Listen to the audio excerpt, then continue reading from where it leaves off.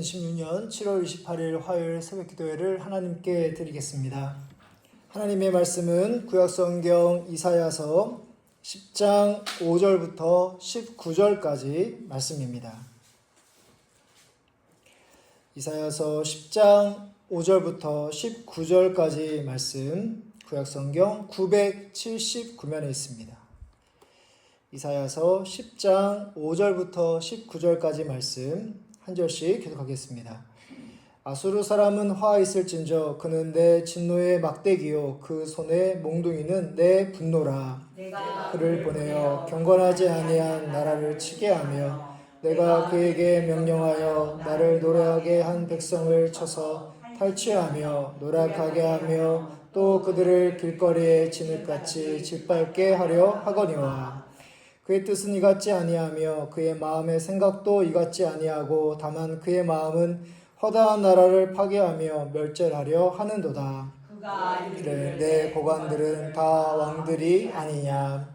갈로는 갈그미스와 같지 아니하며 하맛은 아르밧과 같지 아니하며 사마리아는 다메섹과 같지 아니하냐. 손이 이미 우상을 섬기는 나라들에 미쳤나니 그들이 조각한 신상들이 예루살렘과 사마리아의 신상들보다 뛰어나느니라. 내가 사마리아와 그의 우상들에게 행함같이 예루살렘과 그의 우상들에게 행하지 못하겠느냐 하는도다. 그러므로 주께서 주의 일을 시온산과 예루살렘에 다 행하신 후에 아수르 왕의 완악한 마음의 열매와 높은 눈의 자랑을 벌하시리라.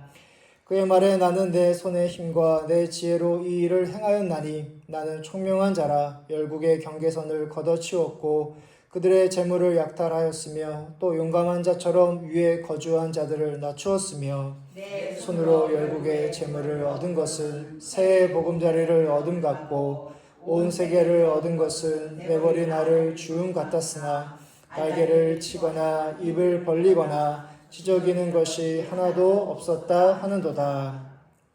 도끼가 어찌 찍는 자에게 스스로 자랑하겠으며 톱이 어찌 켜는 자에게 스스로 큰 채 하겠느냐.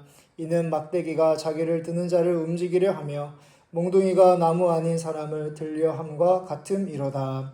그러므로 주 만군의 여호와께서 살찐 자를 파리하게 하시며 그의 영화 아래에 불이 붙는 것 같이 맹렬히 타게 하실 것이라. 이스라엘의 빛은 불이 되고 그의 거룩하신 이는 불꽃이 되실 것이니라. 하루 사이에 그의 가시와 찔레가 소멸되며 숲과 기른진 밭의 영광이 전부 소멸되리니 병자가 점점 쇠약하여 감 같을 것이라. 함께 읽겠습니다. 그의 숲에 남은 나무의 수가 희소하여 아이라도 능히 계수할 수 있으리라. 아멘. 우리가 읽은 오늘 말씀에서 하나님은 아수르를 남유다에 심판하는 도구로 삼으십니다. 5절 말씀에서 아수르 사람은 화 있을진저 그는 내 진노의 막대기요 그 손의 몽둥이는 내 분노라. 이미 아수르를 북이스라엘을 심판하는 도구로 삼으신 하나님은 이제 남유다를 깨우는 도구로 삼고자 하십니다. 6절의 말씀을 보시면 내가 그를 보내어 경건하지 아니한 나라를 치게 하며 라는 부분이 있는데요. 경건하지 아니한 나라가 바로 남유다를 가리킵니다. 이것이 하나님의 뜻인데 심판의 도구에 불과한 아수르는 자신들이 힘이 강하여 허다한 나라를 파괴하며 멸절한다고 생각을 합니다. 아수르는 지금 공격 중인 남유다를 향해 승리할 것을 자신들이 확신하며 자만합니다. 이스라엘이 섬기는 하나님을 우상으로 생각하며 바로 그들이 섬기는 신이 바로 아수르가 섬기는 신이 하나님보다 더 강하다고 그들은 생각합니다. 지금 우리가 살펴봐서 알겠지만 아수르도 하나님께서 보시기에 옳거나 선하지 않습니다. 아수르는 단지 하나님이 그분의 백성을 심판하는 도구로 선택을 받았을 뿐입니다. 하지만 아수르는 겸손하지 못하고 자신과 자신들이 섬기는 신이 하나님보다 더 강하다고 착각하고 있습니다. 아수르처럼 우리도 교만할 때가 참 많습니다. 하는 일이 잘 되면 내가 열심히 해서 잘 되었다고 좋은 결과가 나왔다고 생각을 합니다. 반대로 기대한 바에 미치지 못하면 하나님이 도와주시지 않았다며 하나님을 탓합니다. 그리고 신앙생활 우리가 처음 할 때는 바로 은혜로 시작했다가 모든 것이 하나님의 은혜입니다 라고 고백했다가 시간이 지나가며 나의 노력과 공로를 내세우기도 합니다. 이 모든 것이 교만에서 비롯된 행동입니다.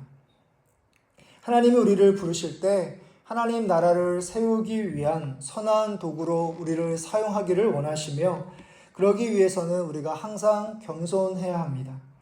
그러나 만일 우리가 교만하다면 하나님은 우리를 선한 일에 사용하기가 어려우시고 오히려 사람들에게 악한 영향을 주면서 자칫 악한 세력의 도구로 사용될 수도 있을 것입니다.